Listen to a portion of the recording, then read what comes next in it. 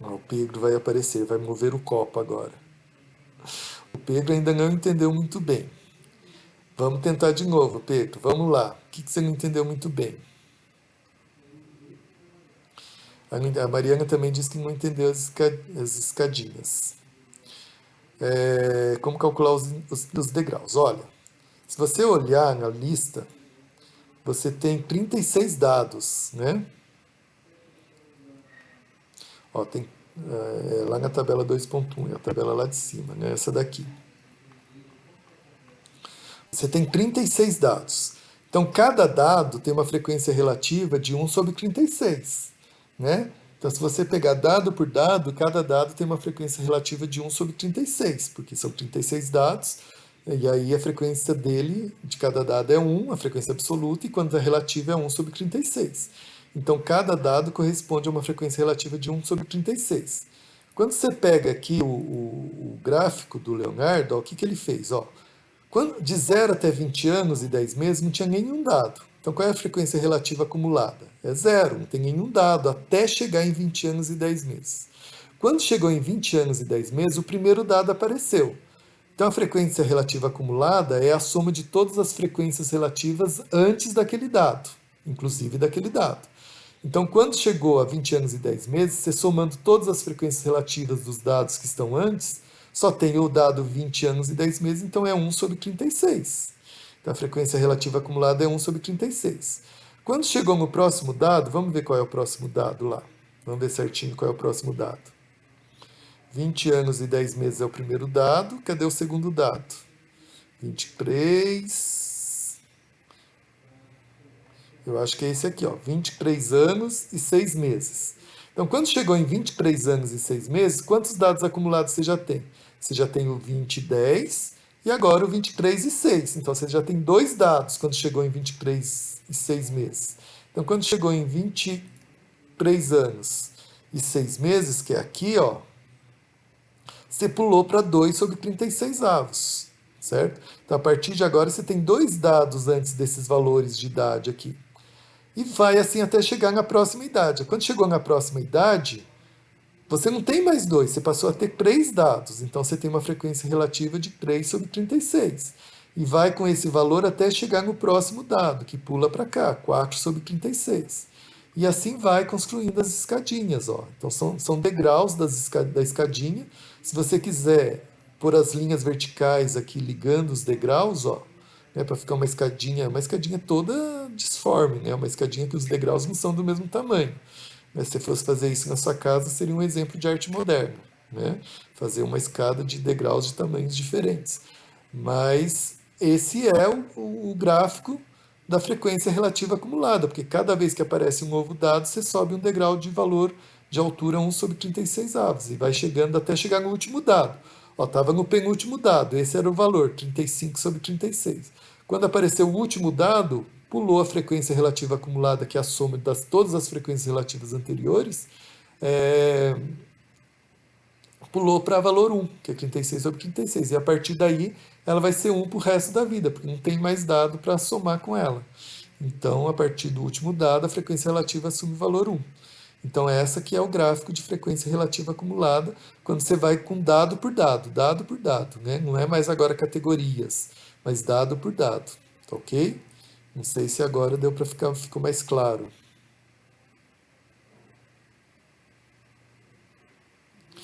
O João, não, o João está perguntando aqui. Vamos olhar antes. Mariana, Pedro, não entendi como fazer essa tabela que ele fez. Ele não fez nenhuma tabela, ele só fez o gráfico. Os dados já estão na tabela que foi dada, né, naquela primeira tabelona da lista, tá bom? Precisa ser milimetricamente calculada essa régua embaixo que simboliza a progressão das idades? Precisa, Mariana. Tem que estar a escala perfeitinha, bonitinha. Você tem que ter um certo trabalho aí para colocar os dados exatamente na posição correta, porque senão, na hora de você projetar lá o 25%, 50%, você vai cair em valores errados. Então tem que estar bem na escala, bonitinha, milimetricamente, décimos de milímetro calculado ali. Tem que estar bonitinho, Mariana. Não tem outro jeito, tá? Ok? ou pode ser uma medida aproximada? Não, não pode ser uma medida aproximada, tem que ser exato, Mariana, o mais preciso que você puder. Então você tem que fazer a precisão máxima que você conseguir, tá bom? O João Pereira, poderia não considerar os meses e usar apenas os anos? Não, João, como eu expliquei para a Mariana, você tem que transformar esses meses em idades. Então, por exemplo, 3 meses é 0,25 anos, né? 6 meses é meio ano. Então, transforma os meses em anos, tá? 0,8 é 0,8 dividido por 12, dá 0,75, né? 0,75, não, é 0,66, né? 0,66 anos. Então transforma os meses em anos e tenta fazer o mais milimetricamente possível, igual a Mariana falou, tá? Tem que ser bem certinho mesmo a escala, porque se na hora que você for calcular o valor do I lá que ele pede, o I correspondente a 25%, a 50%, 75%, você vai cair em lugares que não tem nada a ver com o valor correto que você deveria calcular, tá bom? Tem que fazer dado por dado para fazer a relativa acumulada, tem que ser dado por dado. Aí, na hora de calcular os 25, 50, 75%, você vai usar esse gráfico que você fez, ó. Veja que o Leonardo ele fez dado por dado. Ele fez dado por dado, aí na hora de calcular os 25%, ele foi lá no eixo Y, procurou onde estava o 25% e foi, rebateu na linha do gráfico e foi lá e achou exatamente qual era o valor correspondente ao valor X, né, o valor de idade correspondente a 25%. Se vocês fizerem uma escala totalmente bagunçada, aqui tamanhos diferentes, vocês vão cair em lugares que não tem nada a ver. Então vocês têm que fazer exatamente milimetricamente na escala correta, tá bom?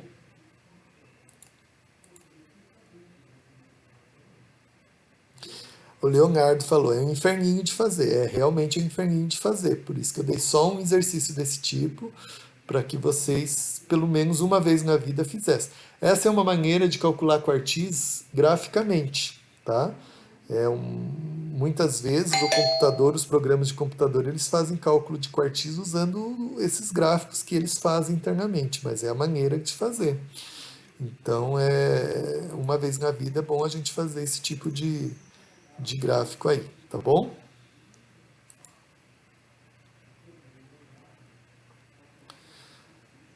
A Marcela, então nesse exercício a gente não precisa apresentar a tabela junto ou tem que fazer uma para mostrar a frequência acumulada?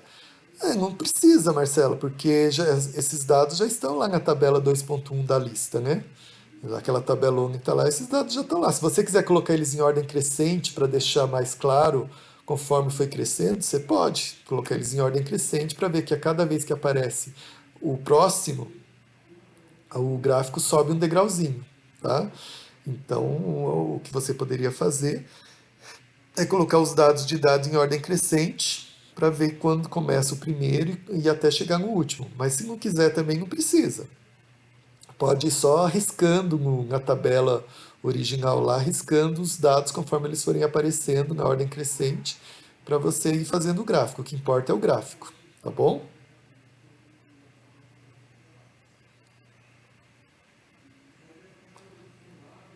Tirou todas as dúvidas do exercício 9?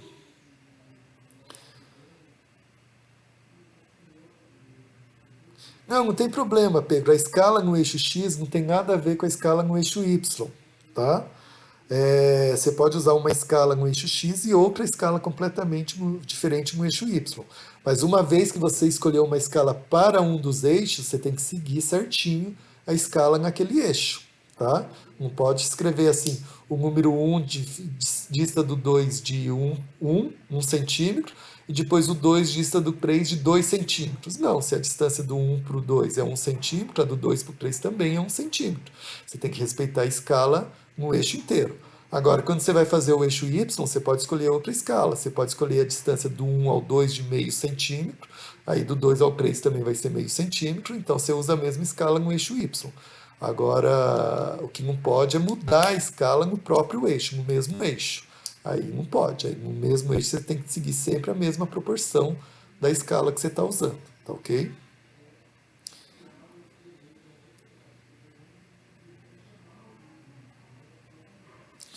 Quando a gente, mesmo porque, por exemplo, nesse exercício aí, o eixo X é idade, o eixo Y é frequência relativa.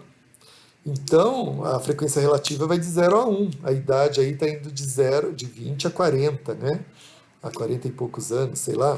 Então, são variáveis completamente diferentes. Então, em cada eixo você pode usar uma escala diferente. Mas, uma vez definida a escala naquele eixo você tem que ir respeitando as distâncias certinhas, proporcionais, né?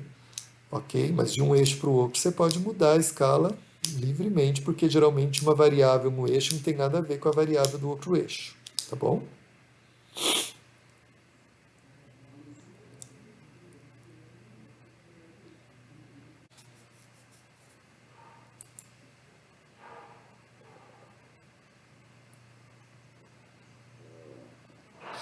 Ah, aqui, a Bianca falou que ele deixou, antes de tirar sua dúvida, Pedro, ele deixou um espaço menor de 0 a 20 anos, por exemplo, pois até ali não havia dados. Pode fazer isso para poupar espaço? Pode sim, Bianca. O primeiro dado que você vai usar, ele pode estar uma distância menor do zero, e geralmente a gente coloca dois risquinhos entre o zero e o primeiro dado para dizer que aquele pedacinho ali está fora da escala, tá? Mas se também não quiser colocar dois risquinhos ali para dizer que está fora da escala, também pode, não tem problema nenhum. Geralmente do zero até o primeiro dado, a gente não, né, como aqueles pedaços a gente não vai usar mesmo, a gente pode colocar um espacinho menor para poupar espaço, tá? Não tem problema nenhum, tá bom, Bianca? Não tem problema nenhum. Aí o Pedro Castelo está perguntando no exercício 7b, qual que é, vamos ver aqui o exercício 7b, Pedro.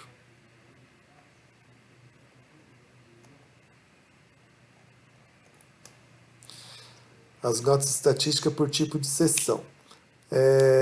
Você pode fazer, nesse caso, vamos lá, ó. Notas de estatística. Notas de estatística é variável o quê, Pedro? Responde para mim aí no chat. Notas de estatística é uma variável de que tipo? Quantitativa, qualitativa, qualitativa nominal, qualitativa ordinal, quantitativa discreta, quantitativa contínua. Responde para mim, Pedro. Que tipo de variável é as notas de estatística?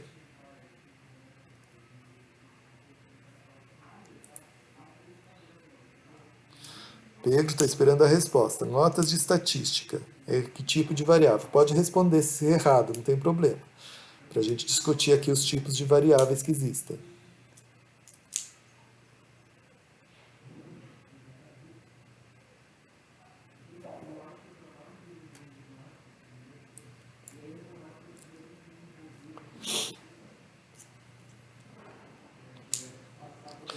Quantitativa, discreta, se for de acordo com a tabela de exercício. Isso mesmo, ela é quantitativa. A priori, ela é uma quantitativa contínua, porque notas a gente pode dar qualquer valor real de 0 a 10. Mas parece que o professor lá só deu notas inteiras, né? Deixa eu dar uma olhada aqui. Notas de estatística. Ele só deu notas inteiras, então a gente pode considerar como sendo quantitativa discreta também. Então tá certo, ela é uma quantitativa discreta. Gráfico de pizza é gráfico para que tipo de variável, Pedro? Gráfico de pizza só serve para a variável o quê?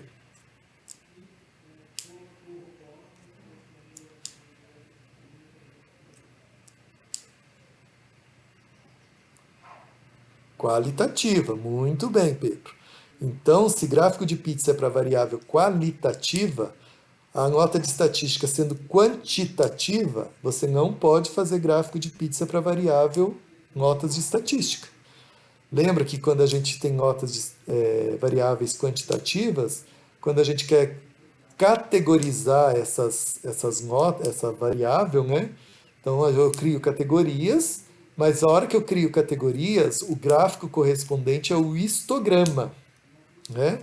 Eu vou ter que fazer então um histograma para as variáveis, para o gráfico da variável notas de estatística, porque ela é uma variável quantitativa. E variável quantitativa, quando eu categorizo elas, né, em categorias, em caixinhas, aí eu vou usar um histograma.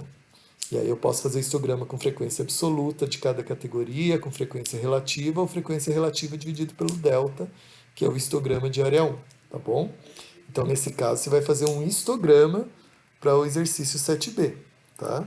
Então, aqui no exercício 7b, compare graficamente as notas de estatística por tipo de sessão do empregado e tire as suas conclusões. Então, nós vamos fazer histograma para as notas de estatística, porque é uma variável quantitativa. Eu fiz aqui já com os seus colegas antes de você entrar. Deixa eu abrir aqui, ó. Aqui, ó. Deixa eu mostrar aqui. Aqui, ó, a gente fez histogramas. Como eu vou fazer para cada sessão, eu vou fazer um histograma para cada sessão. Então, eu peguei aqui os funcionários da seção P, tinha essas notas aqui. Como eu vou comparar os histogramas, eu vou ter que usar as mesmas escalas, porque eu só consigo comparar gráficos quando esses gráficos estão na mesma escala, né? Então, o que nós escolhemos? Nós escolhemos fazer 3 caixinhas, de 2,5 a 5, de 5 a 7,5, de 7,5 a 10. E eu vou fazer as mesmas 3 caixinhas para os outros funcionários também, da seção T e depois da seção V. Então veja que os funcionários da seção P caíram todos aqui na última caixinha. Então o histograma ficou assim. E como eu vou comparar também os histogramas, o eixo Y tem que estar na mesma escala desse outro eixo Y aqui. Então, para estar na mesma escala, o que a gente usa é frequência relativa, ou frequência relativa dividido por delta. Nesse caso, como todas as caixinhas têm a mesma base, a gente usou frequência relativa. Então, eu fiz a frequência relativa aqui e as caixinhas, 3 caixinhas de tamanho 2,5 cada caixinha. Para os funcionários T, a gente contou lá, só 71% dos funcionários caíam aqui na última caixinha e 29% caiu aqui nessa segunda caixinha aqui. Então aí você, por comparação, você já percebe, ó, as notas dos funcionários da seção P são maiores do que as notas dos funcionários da seção T, né? Porque já teve gente aqui nessa segunda caixinha que tem notas mais baixas. Então, na média, os funcionários da seção P tiveram uma nota maior do que os funcionários da seção T. E aí faz a mesma coisa com a seção V e compara os 3 para ver qual deles tiver a maior nota, qual a média da maior nota, tiveram as menores notas. E assim você compara os histogramas, fazendo então mesma escala dos histogramas no eixo X e mesma escala dos histogramas no eixo Y. Tá bom? Tirou sua dúvida, Pedro?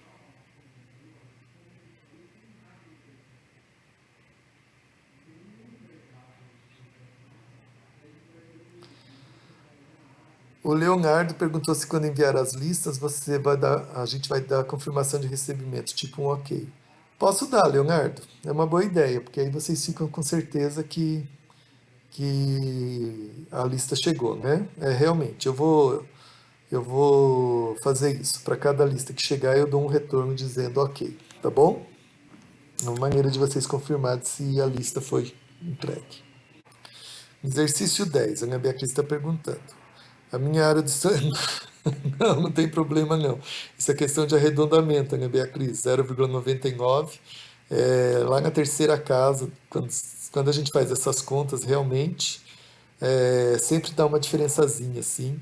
Mas 0,99 é questão de arredondamento aí das áreas e tudo. Mas tá ok, não tem problema não, tá bom? O que não pode é dar 0,9. Aí 0,9 ia ter um erro muito grande. Mas 0,99 não tem problema não, tá bom? Bom, então acho que se ninguém mais tem dúvidas, nós vamos encerrar a aula por aqui, tá? E à noite, às 8 horas, eu tô aqui de novo. Então, se alguém ainda tiver alguma dúvida, até a noite. E na quarta-feira a gente tem aula sobre esse assunto de novo, né? Principalmente sobre a construção de histogramas, né? Então, quem tiver, continuar tendo dúvidas sobre a lista 1, na quarta-feira a gente volta a tirar de novo dúvidas sobre a lista 1, tá bom? Então, vamos acabar a aula por aqui hoje. Hoje à noite ou quarta-feira a gente se encontra novamente. Essa semana tem aula nessa quarta-feira, tá bom? Então eu espero vocês nas próximas aulas. Então, bom descanso e vão fazendo as listas, tá? Hoje eu vou postar a aula teórica 3, que é sobre médias, medianas, modas, desvio médio, variância e desvio padrão, tá bom? Então hoje a aula teórica 3 já vai estar à disposição lá no YouTube, tá bom? Então, bons estudos e a gente se vê na próxima aula, tá bom? Tchau para vocês. As aulas um e 2, a Mariana ainda está perguntando se as aulas um e 2 dá para fazer a lista inteira um. Isso, a lista um, as aulas teóricas um e 2 são as aulas teóricas da lista um. Então, por isso que hoje é a aula um. Na aula 2 de quarta-feira a gente vai continuar ainda discutindo a lista um, tá bom? Então a aula teórica um e 2 correspondem à lista um, tá bom?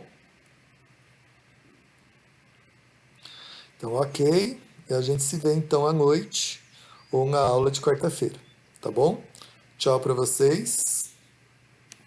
Bons estudos, tá? Tchau. Vou desconectar aqui.